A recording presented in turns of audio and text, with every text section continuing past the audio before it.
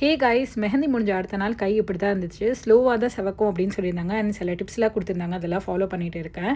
So next day காலையில் தான் எங்கள் வீட்டில் பந்தக்கால் வைக்கிறாங்க. ஸோ அந்த ஃபங்க்ஷனுக்காக ஃப்ளாட்ஸில் இருந்த எல்லாரையும் வர சொல்லியிருந்தாங்க. ஒரு மேக்ஸிமம் ஒரு 4 to 5 பீப்புள் வந்து வந்திருந்தாங்க.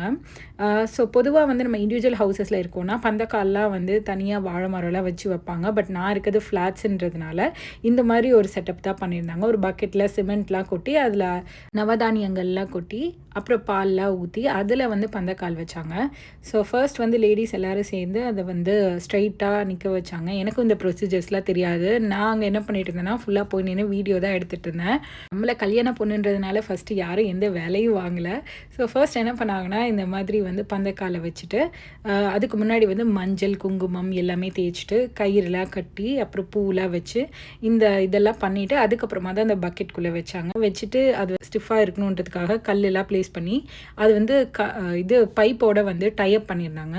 அதுக்கப்புறமா ஒரு ஸ்மால் பூஜா ஒன்று பண்ணிவிட்டு எல்லாருக்கும் வந்து பிரசாதங்கள்லாம் கொடுத்துட்டு கிளம்பிட்டாங்க.